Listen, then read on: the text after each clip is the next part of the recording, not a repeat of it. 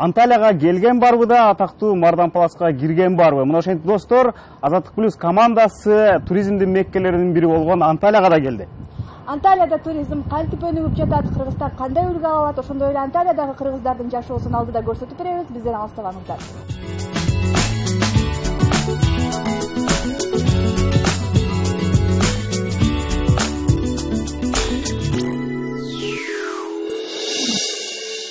Анталия Бишкектен 8 эсе чоң болгону менен калкынын саны бирдей эле. Сейсмикалык жагдайдан улам көк тиреген имаратты да көрбөйсүң. Анталиялыктар бай болгону менен джип сыяктуу кымбат машинелер аз. Буга бир чети Түркиядагы унаа салыгынын ашкере жогорулугу себеп болсо, экинчиден бензин да кымбат. 1 литри 100-120 сом. Зым карагайлары да аз. Электрдин басымдуу бөлүгү күндөн алынат. Жаз, жай, күзү ысык, кышы карсыз жылуу климаты мына ушуга шарт түзгөн. 7-8 ай катары менен сууга түшүүгө болот. Мына бул талааларда жылы бою органикалык тамак-аш азыктары өндүрүлүп, шаардыктарды да, туристтерди да ачка калтырбайт. Стамбулдагыдай тарыхый жайлары аз болсо да, Анталия Түркияга келген туристтердин жарымын өзүнө тарта алды. Башкача айтканда, ар бир 2 мүнөттө бирден самолет конуп же учуп турат. Шаардын бир капшытында өздөрү айткандай Ак деңиз, Бисче, Жер ортолук деңизи, башка бир жагында Токойлуу тоолору, ал тургай бир нече дарыялары жана шаркыратмалары бар. Жээкте ысык көлдөгүдөй эле жүгөрү саткандар бар, бирок жүгөрүнүн калдыгы же таштандыны таба албайсың. Жүгөрү сатабы же бул жигитке окшоп балмуздак соодасында отурабы айтор кайда гана барба тейлөө мыкты экендигине күбө болдук. Бекеринен тейлөө тармагы түрк экономикасынын жарымын толтурбаса керек.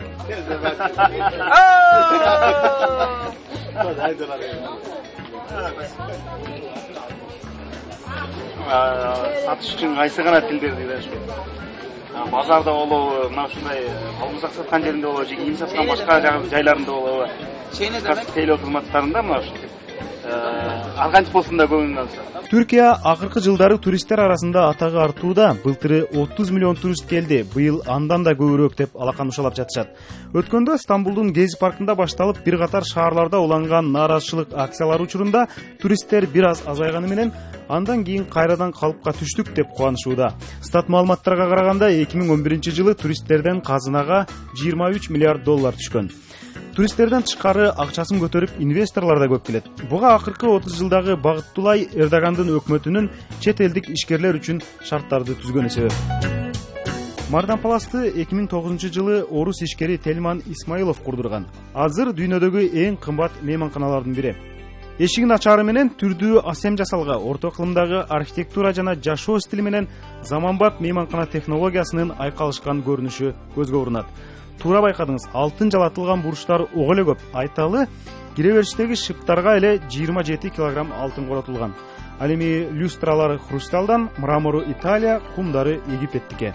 Кыскасы 18 гектарды ээлеген Мардандын жалпы курулушу үчүн 1,5 миллиард доллар жумшалыптыр.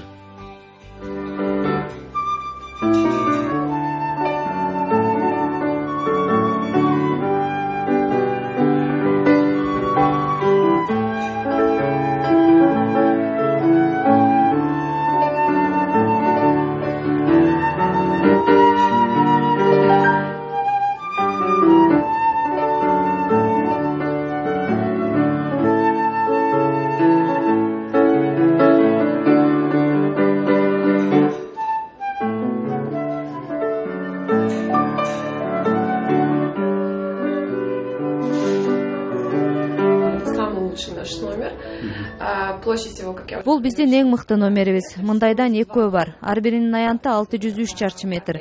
Албетте, Мардан Паластагы жасалганын эң мыктысы ушул бөлмөдө. Өзүңүз көргөндөй, алтын жалатылган буюм тайымдар, бир нече тиешелүү бөлмөлөр. Мезгилге жараша бул бөлмө суткасына 10-15 миң еврого берилет. Это зависит от сезона. От 10 до 15 тысяч евро в сутки.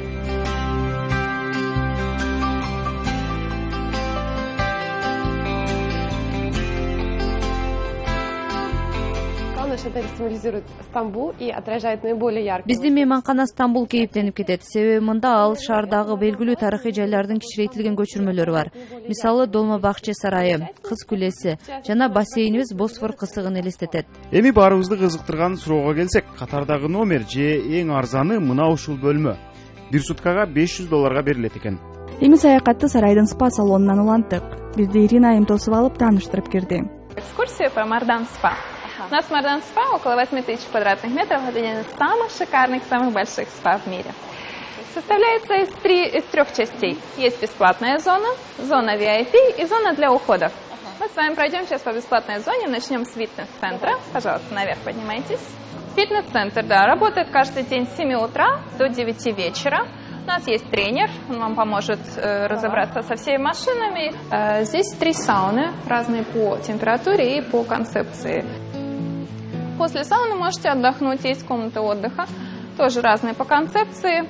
Бул жер аталган Севастов аталган эсалоочу жер экен. Бул жерге адамдар ошол эле машинадан чыккандан кийин келип отуруп, эки колун эки жагына салып, бутун бул жерге салат экен. Ал эми бул чилекстерди коюп, бул чилекстерде атайын бир өзгөчө балыктар жайгашкан экен. Алар ошо колду жана бутту эс алдырып, терисине кандайдыр бир өзгөчө таасир берет экен.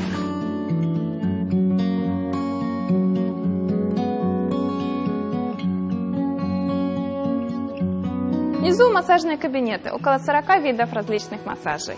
Начиная от классических европейских массажей, ароматерапевтических и так дальше, заканчивая экзотическими, аюрведическими и китайскими массажами. Бул жерде ар бир бөлмөдө тай массажы же болбосо бали массажы деп бөлүнөт экен. Мисалы биз кирген бөлмө бул жерде тай массажы жасалат экен.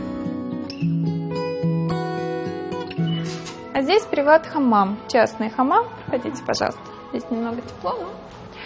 Түрк мончосунда же болбосо түрк хамамында жүрөбүз. Бул жерде элең айтып өткөндөй эле атайын жаңы үйрөнгөндөр же болбосо төбөлөр же өзүнүн башка өзүнчө эс алууну каалагандар бул бөлмөдө эс алышат экен.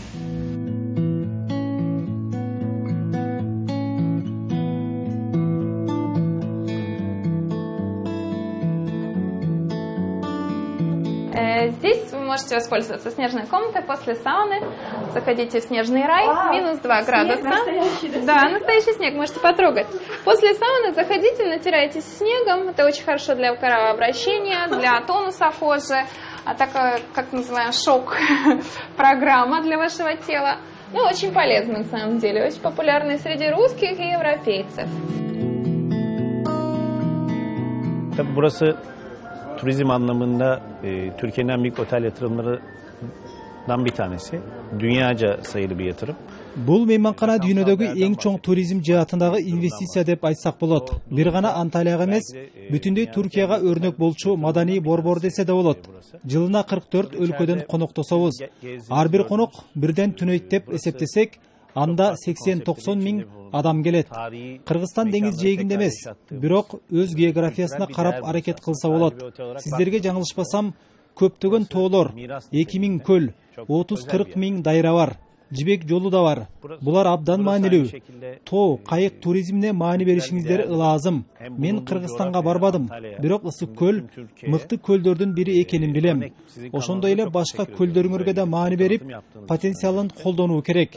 Мамлекет туризм ишкерлерине колдоо көрсөтсө, ал эми ал ишкерлер туризми өнүккөн өлкөлөргө силер сыяктуу эле келип, алардын стандарттарын көчүрсө болот.